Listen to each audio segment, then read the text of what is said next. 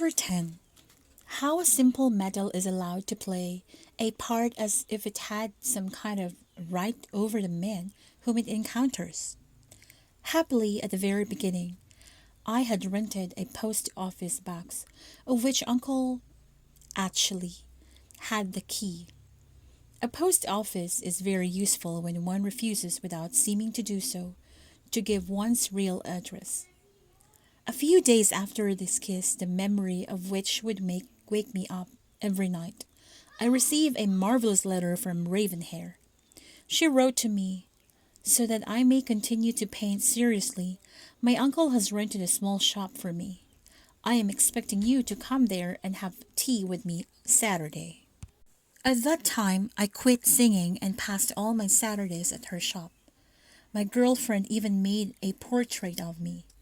To tell the truth, I must say that she had a real talent, and that I was filled with pride by the masterful way with which she had represented my personality.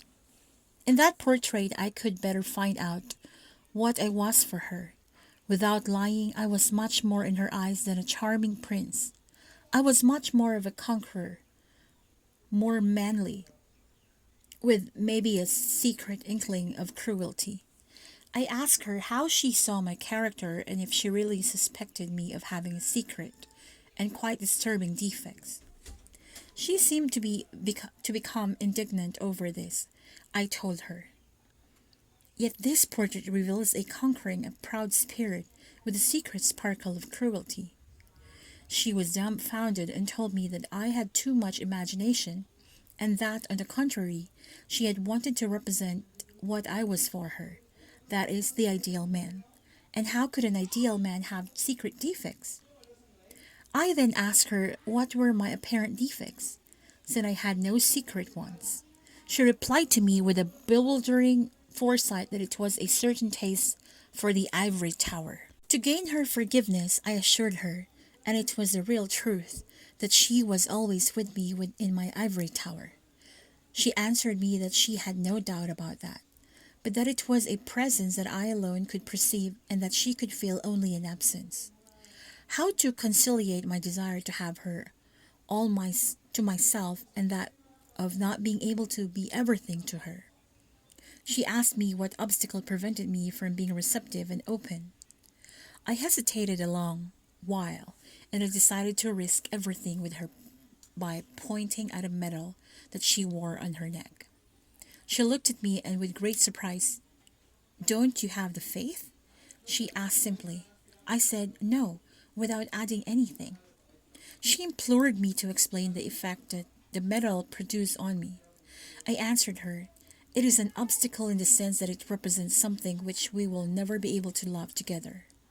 While she was thinking this over, I insisted, saying, "Moreover, it seems on purpose to come between us two, in order that we might never belong to one another." Then she took off the medal and gave it to me. I put it in my pocket, asking myself what I would do with it. I believe it was made of gold. I would have liked to have it melted and do something else engraved on it, but it was impossible. By this gesture, she had united our two destinies in a very strange manner. She was tactful enough not to ask me what I was going to do with it. In the following days, I had some anxiety about this subject.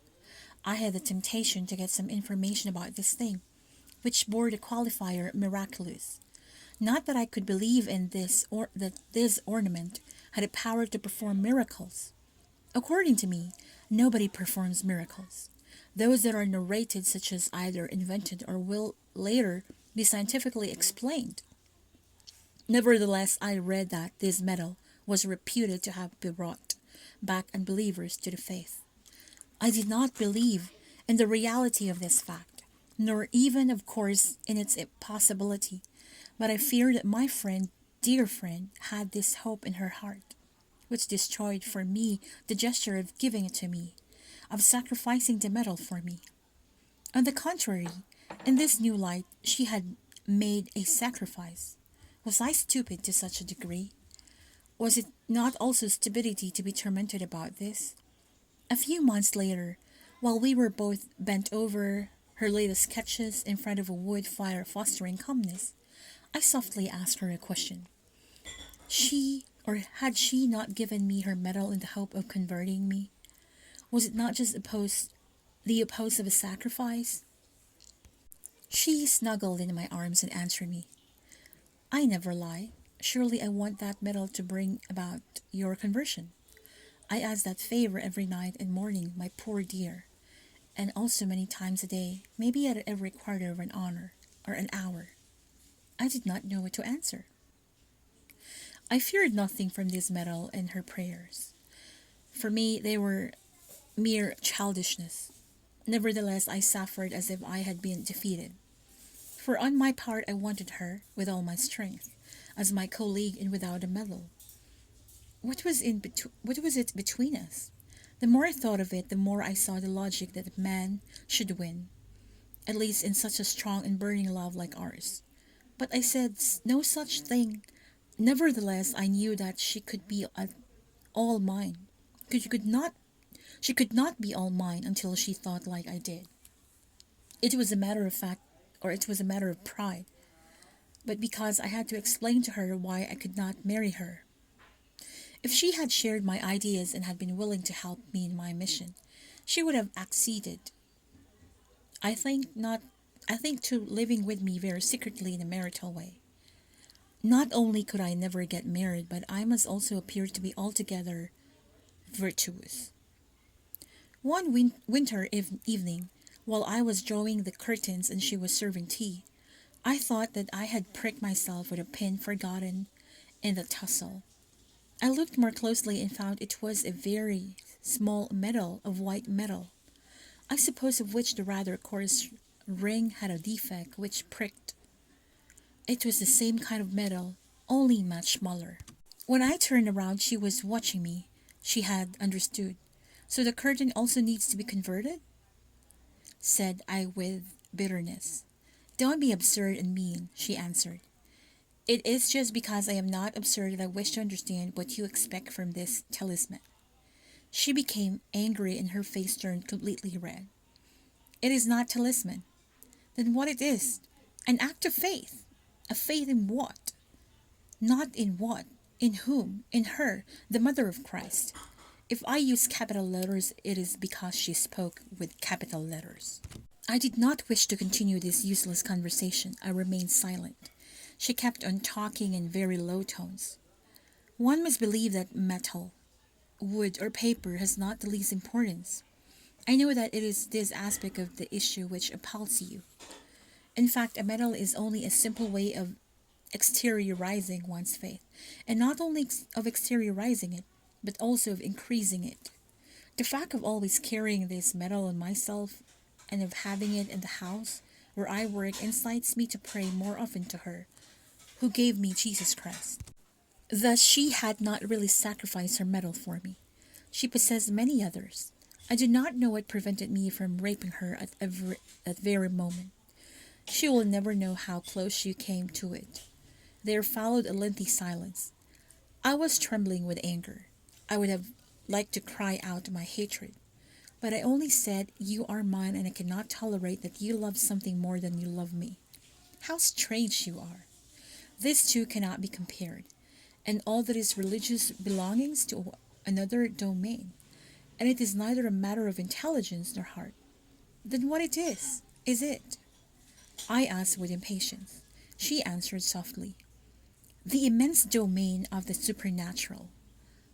I know nothing about it. I thought so, she said with her smile, which I cannot resist. Is she aware that she dominates me solely by her smile? At certain moments it seems that there is nothing but this strange power over me. Her smile is slow. One has time to see it come. Her lips open with much softness and such slowness that each time one asks himself if it will develop fully. When the brightness of her teeth appears, one feels filled with joy, as in my case, and then I abandon myself to the benefit of this delightful tenderness. It is what I did at that moment when I needed a quieting comfort. Then she asked me the strangest question of all. She said to me, "Why do you not want to marry me?" I had never said that I did not want to marry her, but the raven hair seemed to possess a certain gift of divination, a gift that sometimes scares me. What did she really know about me? I answered her. I do not wish to get married, but I cannot tell you why. She let out a little sigh and said to me, Is it because I believe in God? Women are strange. They can pass from childishness to divination. My mother was like that. I answered. A couple must love the same things. It is in fact the greatest obstacle. She smiled again and said, I will never love anyone but you.